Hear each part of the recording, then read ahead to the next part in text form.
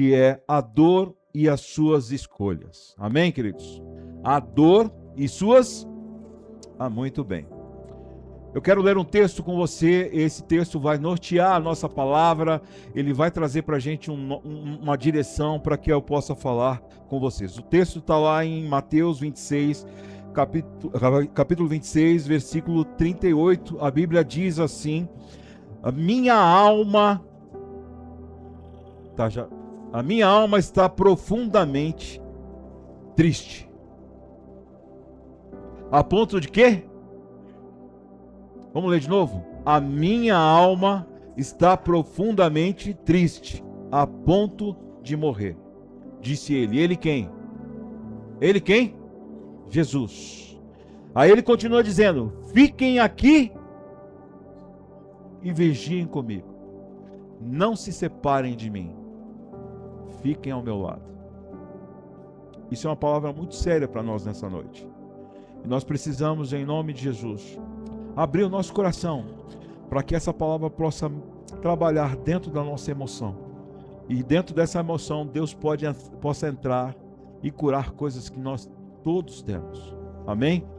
Feche seus olhos comigo, em nome de Jesus, mais uma vez. Pai, nessa noite, nós precisamos, e eu preciso muito da Tua unção, Senhor. Porque eu quero falar tão somente daquilo que o Senhor colocou para este povo nessa noite. Então, que toda fala, toda manifestação, tudo aquilo que vier da minha boca saia para que haja bênção e bênção sem medida. Nos cura, Pai, em nome de Jesus. Amém. Quando nós falamos de dor, normalmente a gente fala sobre o corpo e a gente pensa que é o corpo. Quando você fala de dor ou pergunta alguma coisa para as pessoas, ela vai falar assim: tá doendo aqui, tá doendo ali. Uma pessoa agora há pouco para mim falou assim: tá doendo a minha cabeça, já tem uma semana.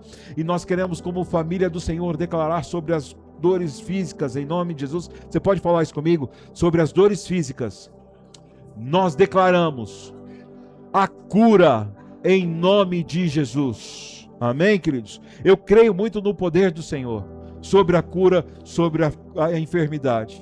Ele é o Deus que cura todas as coisas. Mas quando a gente fala sobre cura, a gente fala sobre cura do corpo, a enfermidade do corpo. E eu quero nessa noite entender com você que a dor do corpo também é uma das dores. Se você pensar que hoje a indústria farmacêutica, ela ganha horrores de dinheiro por coisas que você às vezes nem necessita, mas por ver uma propaganda na televisão, você vai e compra. É muito interessante as propagandas de televisão hoje, por exemplo, que você vê uma mulher que parece que ela não tem nenhuma atribuição em casa, porque parece que ela está sempre maquiada, sempre pronta para sair, parece uma executiva, mas ela está dentro de casa. Aí do nada ela sente um incômodo no estômago ou na cabeça, a propaganda passando lá, e daqui a pouco ela se lembra que tal remédio vai fazer a diferença. Aí passa ela tomando um copo de água com remédio, e aí a propaganda diz faz aquele negócio assim, aquele alívio. Já viram isso aí ou não? Aí quando você está com dor e alguma coisa, o que você vai fazer? Você vai comprar o remédio, porque aquela propaganda incentivou você a comprar um remédio, porque acha que vai passar de imediato. Assim tem sido a nossa vida. E aí a gente se esquece que muitas vezes a dor, ela não para só na questão física. A maior parte das dores físicas, elas antes acontecem no emocional, para desencadear na condição física. Como vocês estão entendendo o que eu estou falando? E é sobre esse aspecto que eu quero dizer com você nessa noite. Sabe por quê? Porque nós precisamos levar a nossa cabeça, a tudo aquilo que nós temos e somos, aos pés da cruz, para que Ele tenha cuidado de nós e nos direcione a viver um tempo abençoador. Irmão, deixa eu falar uma coisa para você. A Bíblia diz que por falta de transparência, por falta de revelação, por falta de dizer a Deus dos pecados que o homem tinha, ele disse assim: os meus ossos estão sendo envelhecidos, eu estou caindo, estou sendo prostrado. Sabe por quê? Porque eu não confessei o meu pecado ao Senhor. E nessa noite uma das coisas que eu mais quero, eu e você, queridos, é que nós possamos confessar os nossos pecados ao Senhor, porque muitas coisas no nosso físico vêm pela falta do confessar. Amém, queridos? Você está entendendo o que eu estou dizendo? Nós precisamos confessar as coisas ao Senhor e dizer para Ele: Senhor, muito embora tudo que acontece em mim é desejo da minha carne, muito embora eu estou habituado com essas coisas, eu preciso confessar ao Senhor nessa noite e dizer: Senhor, perdoa o meu pecado, para que a enfermidade da emoção não caia sobre mim e não resulte no meu corpo. Quantos estão entendendo, irmão? A Bíblia diz que quando o homem, eu falo o homem no modo geral, o homem e a mulher, quando ela não confessa, a primeira atitude que ela tem é o emocional estragado. Muitas vezes a gente conversa com as pessoas e a gente vai desenvolvendo um tema e vai falando sobre as questões, e quando a gente menos espera, existe lá algo que precisa ser falado, colocado para fora. A Bíblia está dizendo que Jesus, naquele tempo, naquele momento, ele estava, como o texto que nós lemos, ele estava o quê? Profundamente o quê? Triste. Agora a gente não tem essa imaginação de que aquele Jesus que veio para restaurar a humanidade, para dar a sua vida para cada um de nós, ele que dizia em todo bom tempo, dizendo assim: eu vou implantar o meu reino, eu sou o Deus que cura, e quantas curas o Jesus já fez, quantos milagres ele já tinha feito naquele tempo, e agora ele se encontra de uma maneira totalmente vulnerável. E esse tempo, essa característica de Jesus nesse tempo revela algo profundo para cada um de nós, irmão. Porque dores, elas são sentidas muitas vezes aqui dentro, mas não são reveladas. E quando nós guardamos para dentro de nós, algo vai explodir em algum momento. E quando você explode, normalmente é algo que você poderia ter feito lá antes, para que não chegasse a esse ponto. Estão entendendo o que eu estou dizendo, irmão? É por isso que a Bíblia está dizendo assim: ei, Jesus está dizendo para os discípulos: ei, eu estou triste, eu estou abatido, sabe, a minha alma está completamente, talvez, perdida nesse contexto todo. Mas uma coisa eu peço a vocês, discípulos, meus amigos que andaram comigo durante 3 anos: não saiam de perto de mim. E eu aprendo a primeira coisa aqui com Jesus: nós precisamos confessar a nossa emoção. Nós temos uma característica por achar que nós somos super-homens, super-mulheres, que nós somos cristãos e não podemos ter nenhum sentimento de abatimento na nossa alma. Não, irmão, nós somos carne, nós somos sangue, nós somos sentimentos, nós temos aqui as nossas falhas, nós temos em nós, assim, tem dia que a gente acorda a todo vapor, tem dia que a gente acorda derrotado, tem dia que você salta e aí você quer pegar a Valéria, bota ela de pé e vamos empurrando, tem dia que ela me empurrando, tem dia que os dois estão prostrado na cama sem querer levantar. É assim que funciona. Mas uma coisa é certa: nós temos que aprender que em todo tempo a gente precisa o quê? Falar. Não saia perto de mim. Igreja, não saia perto de mim. Diga para o seu irmão aí: não saia perto de mim. Fala para ele aí. E nós precisamos entender que quando a dor vem, nós precisamos tomar atitudes. E as atitudes que nós temos que ter é chamar pessoas que entendam aquilo que você está passando. Ah, mas eu não tenho ninguém. Então ore ao Senhor que Deus vai colocar alguém no seu lugar. Ah, mas eu não tenho com quem dizer, irmão, em nome de Jesus, cria em você o hábito de chamar pessoas que possam abençoar a sua vida, para que haja direção em você. Jesus nos ensina algo muito poderoso. Vocês andaram comigo 3 anos aqui. Por favor, não me abandone, porque eu que sou referência para vocês, agora vocês não podem se abater. Não. Me ajudem a me fortalecer. Fiquem aqui comigo. Não saia do meu lado. Sabe por quê? Porque eu estou profundamente triste, irmão. Pensa que a gente fala muito sobre Jesus.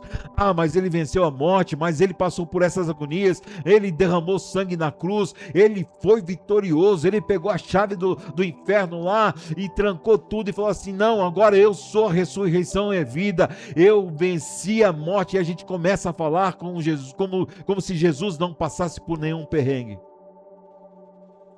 E ele está dizendo aqui: eu sou humano, ainda que eu seja Deus.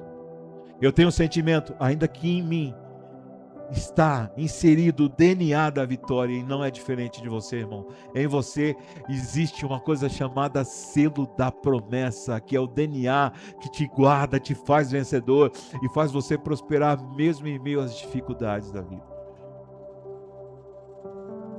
Jesus está dizendo assim: eu preciso de ajuda. Quantos precisam de ajuda aqui? Nós precisamos de ajuda.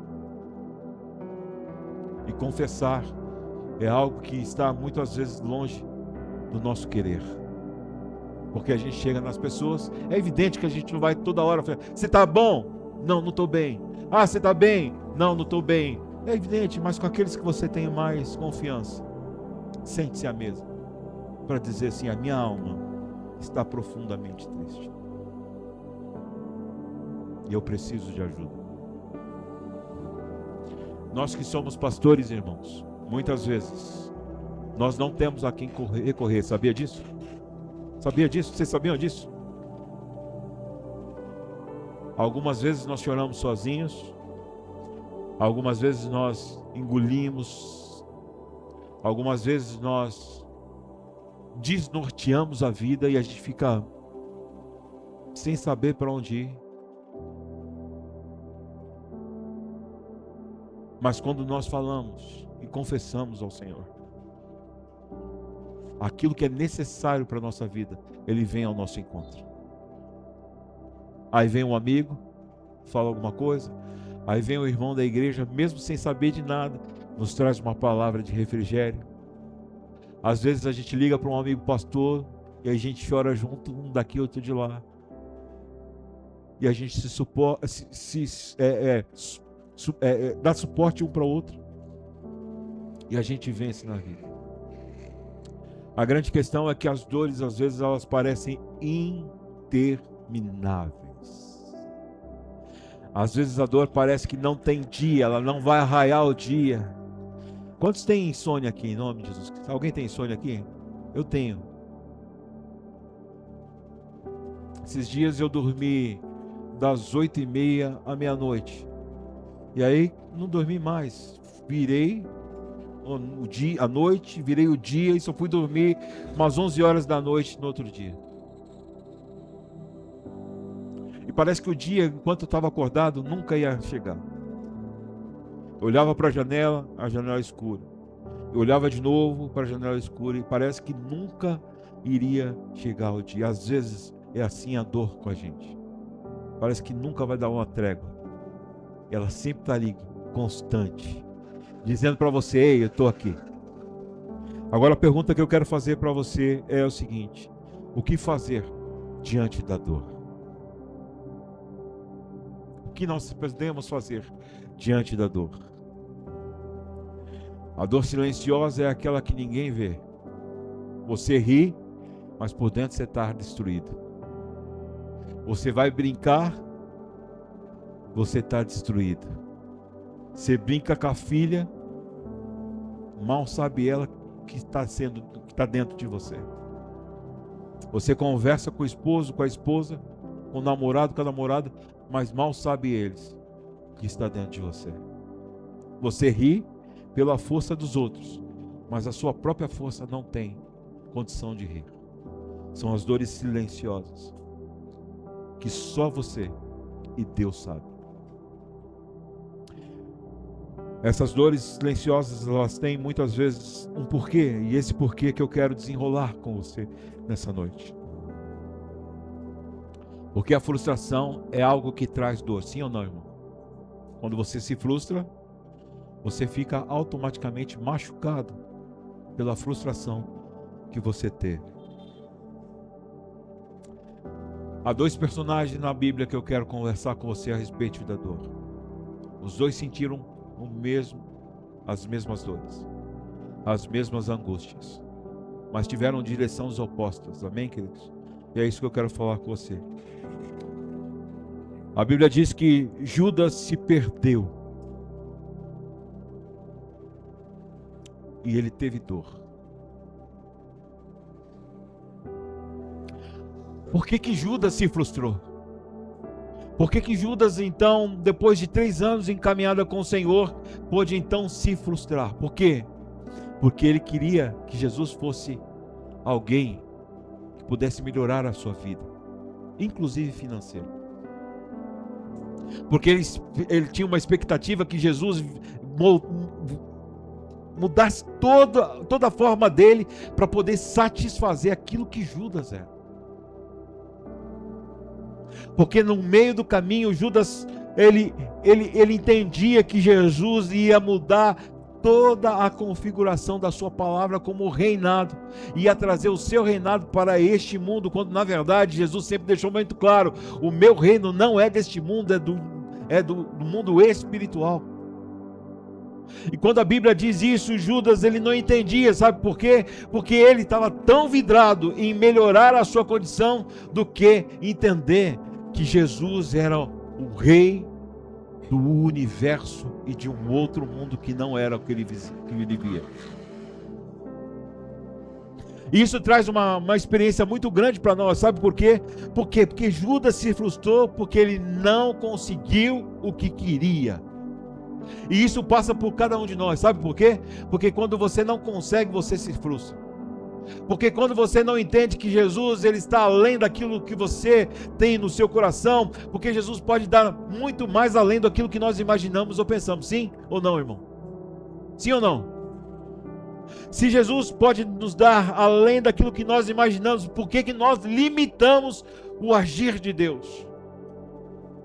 Judas queria muito que Jesus pudesse fazer da vida dele uma forma de ele poder sobreviver, ganhar alguma coisa. Não é à toa que ele, num determinado momento, falou assim: para que essa mulher está com esse perfume aí?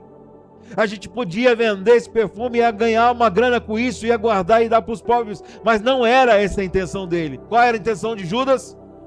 Pegar o dinheiro.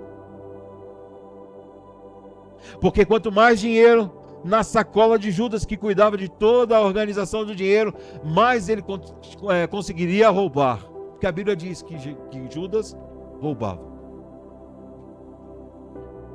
E isso tem um ensinamento muito grande para nós, sabe, irmão? Porque todas as vezes que nós não fazemos a vontade do Senhor, todas as vezes que o Senhor nos dá algo que é valioso nas nossas mãos, todas as vezes que o Senhor diz para você: ei, eu estou depositando na sua mão algo que eu tenho confiança em você, aquilo que é de melhor para mim, eu estou dando nas suas mãos. Não é à toa que o dinheiro ficava com ele, algo valioso. E é esse simbolismo que eu quero que você entenda. Deus já tem dado ao seu coração, à sua vida, algo que é valioso, e todas as vezes que você faz pouco caso com aquilo que Deus está colocando nas suas mãos, sabe o que você tem feito?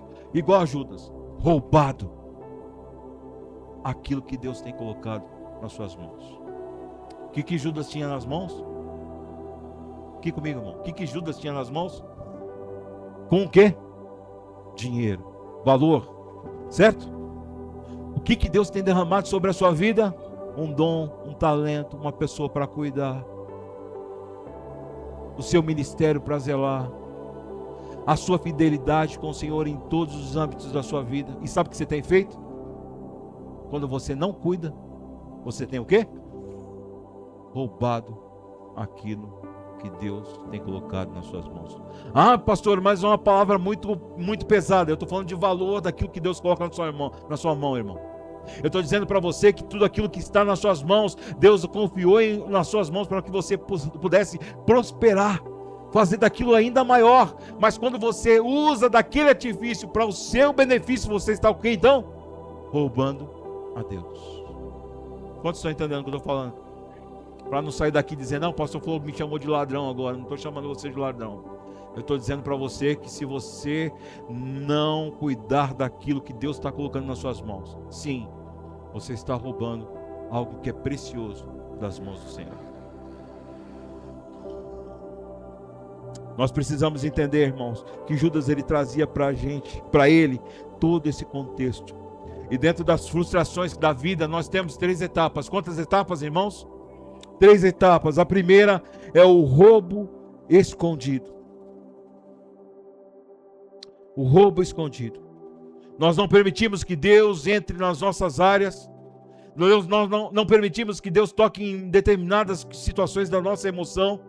Não permitimos que algo de valor que nós consideramos, Deus toque nisso. Judas tomava conta daquela sacola de dinheiro, ninguém chegava perto porque ele administrava. É como se Jesus não pudesse chegar naquele momento ali, botar a mão e resolver a história. Não, é com ele, e é assim que nós somos. Não, Deus, aqui você não toca não, muito embora você que me deu, esse negócio é de valor. Não, esse negócio é meu, e eu estou dizendo para vocês, são roubos escondidos. Nós roubamos a Deus quando não permitimos que Ele toque naquilo que Ele nos deu. Quantos estão entendendo, irmão? Não toque aqui, Jesus. Não toque aqui. Jesus, você não deveria ter feito isso. Essa mulher deveria ter vendido esse perfume para colocar esse dinheiro aqui dentro para eu administrar. E Deus está dizendo para mim e para você: eu já te dei tantos valores. Eu já te dei tantas coisas. E o que você tem feito com tudo isso? Usado em benefício próprio. Deus confia em nós, irmão. Sabe por quê? Porque há pessoas que dependem de nós. Sim ou não, irmão? Eu dependo de cada um de vocês. Eu sou sustentado também pela oração de cada um de vocês. Por isso que eu disse no início: não me abandone. Porque nas horas mais angustiosas da minha vida, eu tenho certeza que existe uma igreja que ora por mim. E é isso que me sustenta. Nós somos chamados a partilhar o valor que Deus nos deu para as pessoas. Porque embora a gente nesse exemplo a gente está falando do dinheiro de Judas, eu quero que você entenda o dinheiro como valor, algo precioso para você, tá bom, irmão? Só para você entender. Aquele valor, aquele algo precioso que tinha na bolsa de Judas, era para poder manter o ministério daqueles discípulos de Jesus. Sabe por quê? Porque o reino precisava o quê? Expandir. E quando você retém aquilo que Deus está colocando em benefício próprio, o reino não está expandindo. Quantos de fato, irmão, quantos de fato, só o sincerão, querem sair desse lugar para ir um outro lugar? Nós precisamos então o quê? Pegar algo de valor e devolver para o Senhor. Amém, queridos? Colocar todo o nosso empenho, todo o valor que Deus tem dado a cada um de vocês. Dizer assim: Senhor, em alguns momentos eu roubei mesmo, eu usei em benefício próprio, mas eu estou confessando aqui o meu pecado. E daqui para frente, Senhor, todo o valor que vier às minhas mãos, e eu não estou falando só da condição financeira, estou falando do valor, tá bom, irmão? Volto a dizer, eu vou depositar nos seus pés. São valores escondidos, são roubos escondidos, que muitas vezes as pessoas fazem silenciosamente, porque eu não vou perceber, e se eu fizer você não vai perceber, mas nós estamos roubando a Deus, e Deus está nos dando uma grande oportunidade em a gente poder transformar o que a gente está deixando de fazer para Deus, e dizer para Ele: Senhor, daqui para frente eu vou resgatar todo o valor que o Senhor me der e vou colocar nas suas mãos, em nome de Jesus. Nós queremos a provisão de Deus, queremos nos beneficiar daquilo que Deus faz para nós. Jesus estava ali fazendo milagres, era bacana demais sair na foto no Instagram com Jesus. Ei, eu faço parte dessa turma. Você já viu quando o político famoso vai em algum lugar e aí eles vão dar entrevista e os caras atrás ficam se espremendo todo para poder sair na televisão? Já viu isso aí? Tem gente que empurra o outro lá e não, eu que tenho que aparecer. Eu fico imaginando, é bem verdade que não foi assim, irmão, mas eu fico imaginando o privilégio desses discípulos em caminhar com Jesus. em todo tempo ali caminhar com ele, vendo os milagres, recebendo uma palavra de vida, dizendo para ele assim: ei, de mim saiu virtude. Como assim, Jesus? Todo mundo te empurrando aí, você bateu a cabeça na quina. Não, de mim saiu poder. Como assim, Jesus? Está todo mundo aqui. Não, para todo mundo aí, porque alguém foi curado. E a mulher fala assim: Senhor, eu só toquei nas suas vestes e fui curado. Ah, Jesus, muito obrigado. E é isso que eu estou falando para você, é o privilégio de a gente estar ao lado de quem faz milagres e tem todo o poder em suas mãos. Nós queremos a provisão de Deus, mas nós não queremos o compromisso com Ele. Quantos estão entendendo, irmão? Queremos andar como Judas. Pode deixar que eu tomo conta disso aqui, Deus. Mas o coração está naquilo que nos beneficia e não naquilo que Deus direciona para a nossa vida. São os roubos sem que ninguém perceba.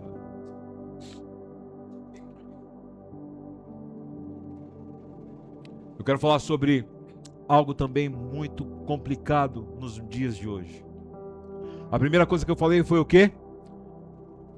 Roubo escondido. Amém, querido? Roubo escondido.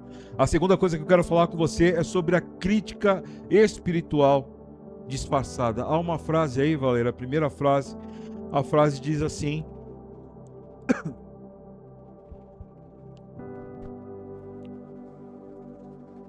quem não consegue se entregar, começa a criticar quem se entrega. Quem não abre o coração para Deus agir e se entregar na presença do Senhor, começa a criticar aqueles que fazem dessa forma. E Judas estava ali, falando assim, criticando aquela mulher. Não, para que isso, Jesus? Para que isso? E Jesus está dizendo para ela assim: ei, ela fez com todo o seu coração. Eu não estou me importando com o dinheiro que ela gastou, eu estou me importando com o coração dela, que está entregue em mim. Não é o valor do perfume, é o valor do coração dela. E muitas vezes a gente começa a criticar aquelas pessoas que começam a viver uma vida de entrega ao Senhor. Ei, para que tudo isso? Não é necessário isso não. Para que orar? Para que jejuar? Para que ir para a igreja? Para que fazer aquilo? Para que fazer aquilo outro? Não, você começa a dizer para as pessoas e para você mesmo, dizendo: não é necessário fazer isso. Mas Deus está dizendo para nós nessa noite: é importante que você faça de todo o seu coração. Esse perfume valia 300 moedas de prata. Deveria ser vendido, Jesus.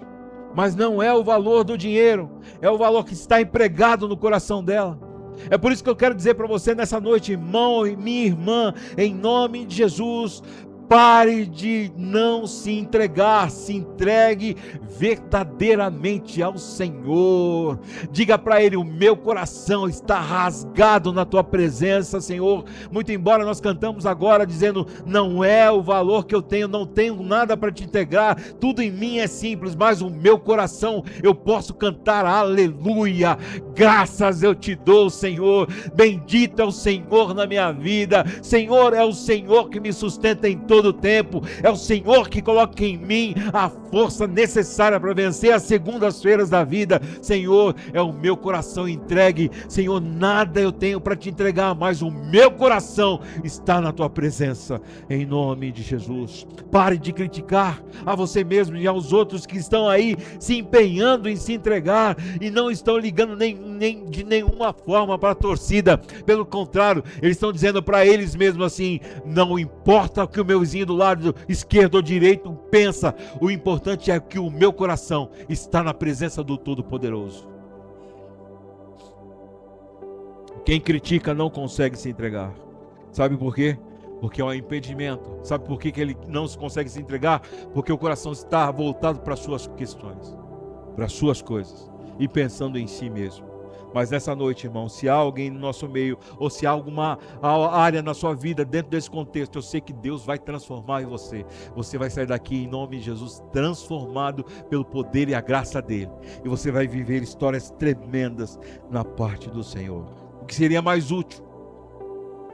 Pegar o dinheiro e pegar o perfume e transformar em dinheiro, ou dizer de uma forma profética, dizendo: Senhor, tudo isso que eu tenho, eu dou ao Senhor. A mulher falou assim pro profeta, e eu não vou me arriscar a dizer que é Elias, Eliseu, porque, né, você já me conhece. Mas disse pro profeta: eu não tenho nada a não ser um pouco de farinha e um pouco de azeite. E o profeta disse para ela assim: ok, é isso que você tem? É, e se eu não comer isso, aliás, nós vamos comer isso, depois não temos mais nada para comer isso, mais nada para comer, nós vamos morrer. E o profeta então coloca ela num lugar sem saída. É isso que você pensa? É isso que eu penso. Então o profeta, tomado por Deus, disse assim: então faça um bolo para mim. E Deus está dizendo para cada um de nós hoje: o que nós podemos ofertar ao Senhor?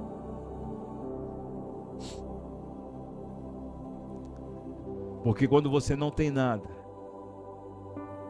aliás, quando você tem tudo, entrega, tudo bem. Mas quando você não tem nada e você vai entregar, aí começam as críticas disfarçadas de críticas espirituais. Para que isso? Pensa um pouco em você. É seu filho que vai morrer.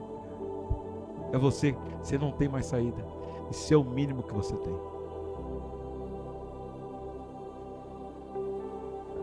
Mas eu vou morrer e eu não tenho. Eu quero dizer para você em alto e bom som. Preste atenção no que eu vou falar, porque isso é virada de chave na sua cabeça. Tudo, absolutamente tudo que você tem, até no pouco, foi Deus que permitiu. Se Ele quiser trazer abundância sobre o seu lar, Ele precisa ver em você o quê? Fidelidade. A mulher simplesmente entregou, pai, para ele um bolo pronto. Não foi a farinha, tipo assim, vai lá e faz você.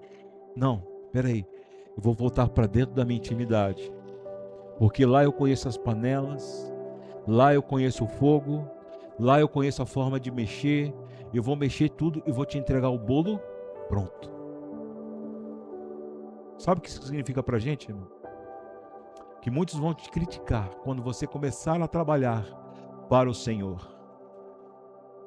E esse trabalhar muitas vezes frustra a gente, porque é uma historinha aqui, uma historinha ali, e isso vai minando aqui e vai minando lá. E quando você está na cozinha preparando o bolo, uma conversa vem, uma fala vem, e você já desviou do caminho porque as falas entraram dentro de você. Mas eu quero crer em nome de Jesus que o seu bolo vai ficar pronto em nome de Jesus.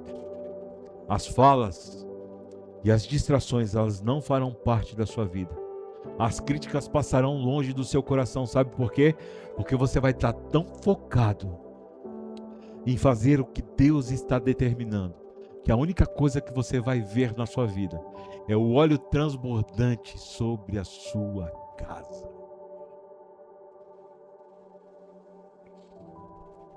Quando o coração, segunda frase aí, Valéria, por favor.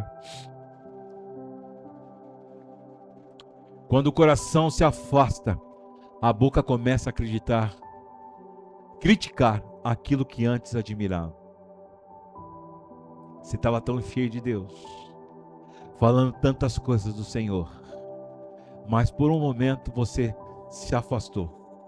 E aquilo tudo que você admirava começa a fazer parte da sua crítica agora, em relação às coisas que Deus tem feito.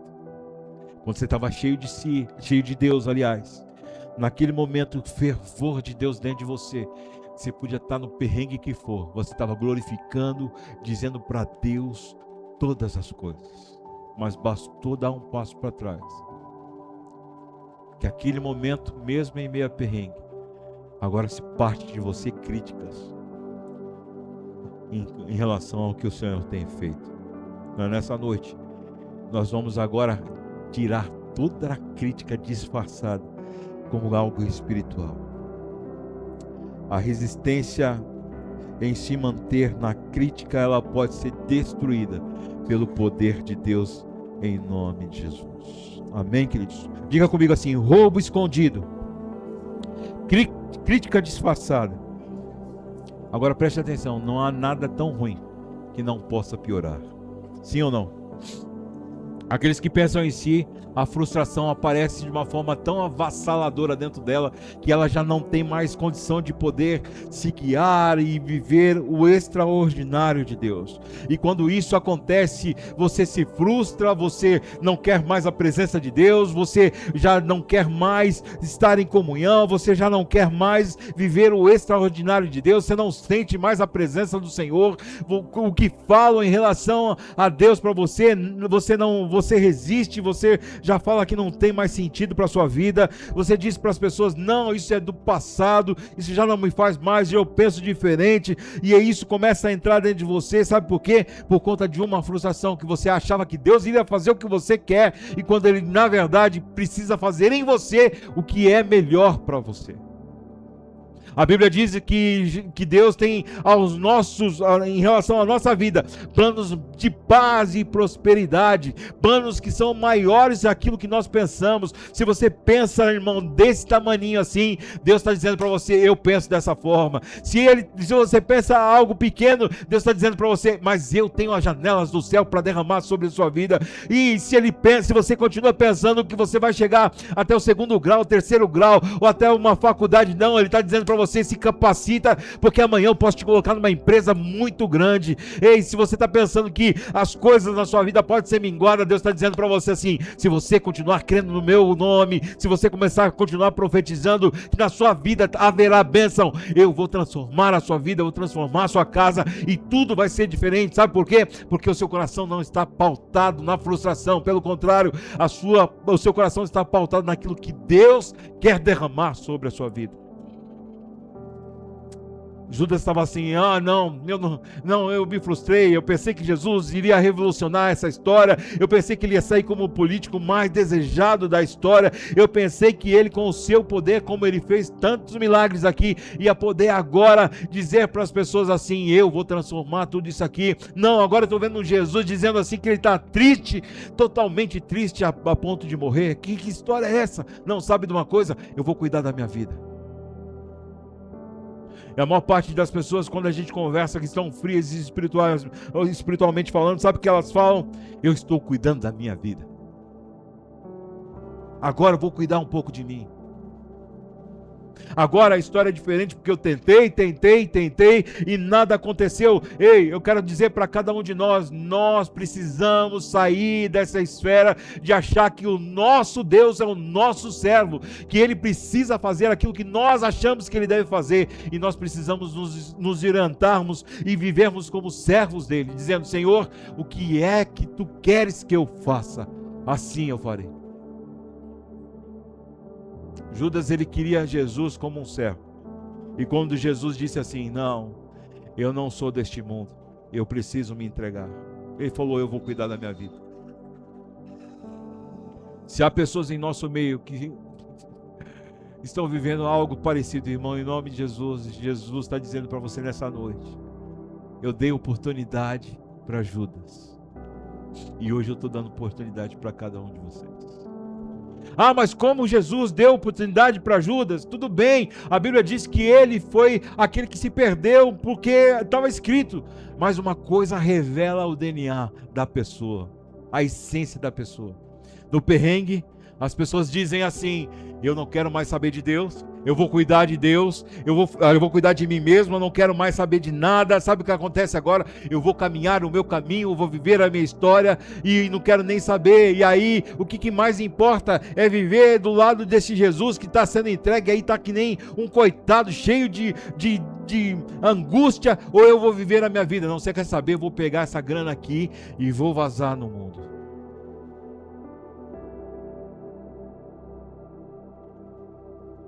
Nós estamos trocando Jesus, às vezes, por míseras moedas, irmão, por míseros valores.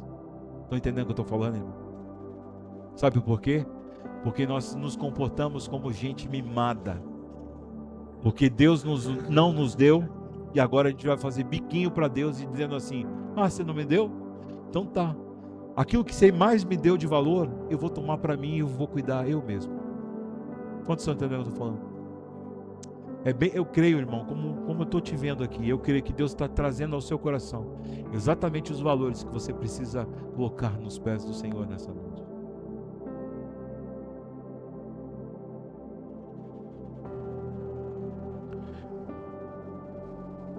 A primeira coisa que eu falei foi o roubo escondido. A segunda coisa foi a crítica disfarçada. E agora eu quero falar sobre traição. E a terceira frase diz assim, Valério: quando a dor não é tratada, vira uma decisão errada. Existe alguém aqui com dor, emocionalmente falando? Nós precisamos ser tratados hoje, porque senão nós tomaremos decisões erradas. Assim como o roubo não começa no ato ou na consequência de roubar, ele começa num pensamento. Eu primeiro penso em roubar e depois executo, sim ou não? Assim também são as nossas atitudes com o Senhor. Nós permitimos que esses pensamentos que entram dentro da gente começam a fazer morada a ponto de nós nos distanciarmos do Senhor. E aquilo que seria valor para o Senhor começa a ter valor para nós mesmos. Isso aqui eu dou valor. Isso não é de Deus. Mesmo que Ele tenha me dado, eu prefiro dar valor a essa situação. E nós precisamos nessa noite entender que pessoas frustradas traem Jesus. Porque esperavam tanto dele e ele não pôde fazer nada, ou não era o momento de fazer. E por conta disso, nós vimos pessoas irem embora de uma igreja, largarem a Deus, esquecerem que um dia foi usada no seu ministério, esqueceram que um dia a chama ardeu tanto dentro dela, esqueceram que um dia que ela abriu a boca e profetizou sobre a vida das pessoas, e as pessoas estão dentro da igreja hoje por algo que ela tenha falado. Esqueceram que um dia, tomada pelo Senhor, caminhando na rua, em qualquer canto aí, alguém a parou e no meio da conversa Deus ministrou seu coração, e quando ela começa a falar, as pessoas começam a chorar, porque não é a pessoa, é o próprio Deus falando através da pessoa. E hoje estão pessoas largadas, porque se frustraram e esperaram de Deus aquilo que Deus não iria dar. Deus pode nos dar tudo, sim ou não? Mas Ele vai nos dar tudo, sim ou não? Quem é o maior exemplo disso? O cara que mais escreveu na Bíblia, chamado Paulo, no Novo Testamento. Chegou a Deus e disse assim: Deus, me tira esse espinho da carne que a gente não sabe o que é. Mas era algo que machucava o coração dele. E o que Deus falou para ele? Não. Para que você não se soberbeça. Sabe o que é isso? Para que você não ache que você é o cara. Para que tudo que você fez aí, se eu ainda te curar, você vai falar assim: cara, eu tenho um lance com Deus assim diferente. Esse espinho vai ficar em você. Mas uma coisa é certa: a minha graça te basta. Nós não precisamos trair a Jesus com poucas moedas, com poucos valores. Nós precisamos trazer as nossas frustrações aos pés do Senhor, para que Ele fale assim: Senhor, para que o Senhor fale para nós assim: eu vou curar, eu vou transformar isso aí. Você está achando que isso daí é grande? Não, calma. Eu vou derramar do meu bálsamo, do meu óleo, da minha presença, da minha direção, do meu amor, do meu carinho, do meu cuidado. Eu vou colocar você no meu colo, vou te aconchegar como uma filha, um filho amado, e vou dizer para você: ei, agora eu estou fazendo tudo novo. Nós não podemos trair a Jesus com as coisas que a gente acha que deveríamos ter e não temos. Ninguém se afasta de Deus de uma hora para outra, mas são ruínas que vão sendo, são coisas minadas, que vão minando a nossa fé, a ponto de um dia a gente falar assim: você quer saber? Não quero mais. Às vezes eu acho que dentro da igreja, e aqui, irmão, entenda que eu vou falar, a igreja universal, tá? No sentido de todas as igrejas. Existem pessoas vivendo exatamente como Judas. Viu tantos milagres, participou de tantos milagres. 3 anos andando ao lado de Jesus, vendo face a face, sentindo o cheiro do milagre, sentindo a boca de Jesus se movimentar e dizendo assim: seja feita conforme a tua fé. Não vai embora, porque quando você chegar lá, o teu servo já está curado. Ao lado de Jesus, fazendo tanta coisa, ouvindo tantas palavras, mas não querem Jesus como o maior valor que ele pode ter. Quantos estão entendendo o que eu estou falando? Preferem carregar um valor que o ouro e a prata, né, como a Bíblia diz, corrói, do que ter um valor eterno dentro dela. Jesus é tudo, irmão. E por conta desses esfriamentos, o resultado, sabe o que acontece? A pessoa se esfria, se fecha, ela se afasta e diz assim: eu vou resolver da minha forma. Você já falou isso, irmão? Já, eu também já falei. Muitas vezes para o Senhor: ah, Deus, você não fez? Então tá, eu vou resolver da minha forma. Sabe o que acontece com isso? Nós estamos traindo a Jesus.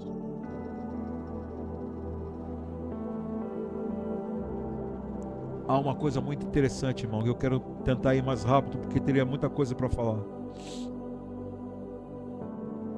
No maior perrengue, nos perrengues da vida, nós revelamos o nosso DNA.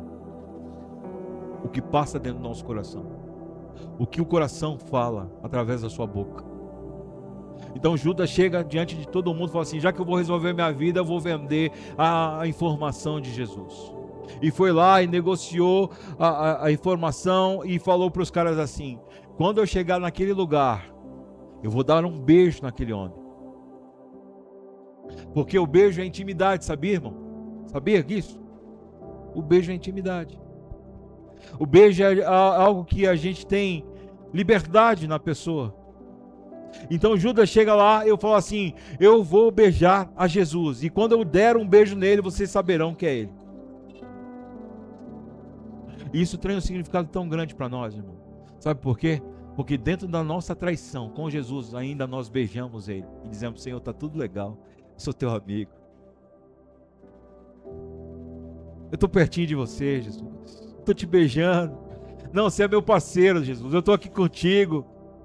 E aí, mal sabe as pessoas que nós estamos deixando o nosso Jesus à mercê. O que nós precisamos é beijá-lo como nosso Senhor e não como alguém que vai ser entregue. O que nós precisamos nessa noite é dizer para o Senhor: Senhor, o que eu quero é deitar ao seu peito, escutar a sua voz e dizer: Senhor, o Senhor é o meu pastor. Eu quero te beijar, mas não é um beijo da traição, é um beijo que o Senhor é o meu Deus. Sabe, a dor tem as suas escolhas. A dor tem dentro de você, você pode ir como Judas foi e se lascar todo e trair a Jesus, mas também você pode ter a mesma dor que Jesus, angustiado até a morte, mas dizendo assim: eu não negocio a minha essência. Enquanto ele vem com um beijo, eu digo assim para o Senhor: está difícil, Deus. Pai, está difícil, se for possível, passa de mim esse cálice. Eu estou angustiado, eu sei que eu vou morrer, mas contudo seja feito o quê? A sua vontade. Sabe qual é a história de Judas e Jesus? Quando Jesus é beijado por Judas, sabe o que Jesus fala? Amigo. Amigo. Amigo. Enquanto um beija com traição, Jesus responde: eu ainda sou seu amigo. Isso tem uma virtude tão grande para nós, irmão. Sabe por quê? Porque muitos de nós somos traídos por amizades, companheirismo. Muitos de nós traímos a Jesus, mas a essência dele nunca muda. Ele sempre vai continuar apostando em nós e nos chamando de amigo. Amigo, amigo, amigo. Em nome de Jesus. A dor revela a sua essência, mas também tem suas escolhas. O que nós precisamos fazer nessa noite, irmão? É viver uma vida de roubo dos valores que Deus tem dado a nós? Não, queridos. Não, nós vamos confessar a nossa fraqueza. Sabe por quê? Porque o diabo nos pega na nossa fraqueza. Judas tinha já uma vida totalmente voltada para essa questão do roubo, do dinheiro, e é ali que Satanás pegou ele, porque quando ele beijou Jesus, a Bíblia diz que Satanás entrou nele. Sim ou não, irmão? Sim ou não? Vocês leem a Bíblia comigo ou não? Nós somos tentados pela nossa fraqueza, roubando os valores daquilo que Deus tem colocado no nosso coração. Nessa fraqueza que nós às vezes caímos. É quando você talvez não rouba o valor, mas você critica e levanta uma crítica no meio de um povo. É quando a sua boca é emprestada para Satanás, para ao invés de adorar ao Senhor, viver uma vida criticando as coisas que Deus tem permitido acontecer. Irmão, se está ruim para você, sabe o que você deve fazer? Volte-se à sua essência, ao primeiro amor, ajoelha no chão e pede: Senhor, misericórdia pela minha vida. Senhor, eu preciso da sua direção, eu preciso da direção daquela pessoa. Senhor, cuida em nome de Jesus, para que o teu amor envolva a todos nós e nós possamos sair desse lugar, Senhor, abençoados. Não empreste o seu coração a Satanás, porque se você emprestar, o último passo é a traição. Há uma coisa muito importante, na dor, a dor, irmão, preste atenção no que eu vou falar, a dor, toda dor, nos leva para a morte, toda dor nos leva para a morte. O importante é o que você quer fazer depois dela, eu vou te explicar melhor para você entender. A dor levou Judas a se enforcar, ele se enforcou. E se você não cuidar dessa frustração, se você não abrir seu coração, o resultado disso é a morte para a sua vida. E entenda a morte como algo espiritual. Amém, queridos? Mas do outro lado, teve uma pessoa também, que caminhou ao nosso lado, falou das coisas do Senhor, fez milagre. E na profunda dor, sabe porque ele falou assim: eu vou me entregar, porque logo em seguida eu vou ressuscitar. E eu estarei vivo ao lado do Pai Todo-Poderoso. O que você quer para a sua vida? Em meio às dores que você está sentindo, seguir uma vida como Judas e morrer enforcado pela situação, ou viver uma vida digna diante do Deus Todo-Poderoso e dizendo para Ele assim: Senhor, eu estou morrendo hoje, mas no tempo oportuno o Senhor vai me levantar e eu vou ser exaltado no seu nome, e as pessoas verão em mim algo novo e transformador, e eu verei a graça e o poder do Senhor sobre a minha vida. Você tem dois caminhos a seguir: o isolamento e o silêncio, e o desespero e se enforcar. Mas você também tem o outro caminho da rendição, da presença e da confiança que Deus é todo poderoso. Você pode ficar em pé em nome de Jesus. Eu quero ler uma última frase com você, a quarta frase, dizendo assim: a sua dor não define o seu fim, mas o que você faz com ela hoje define o seu futuro. Amém, queridos? Guarde isso no seu coração, em nome de Jesus. A dor é inevitável, mas o destino dela é você que vai decidir.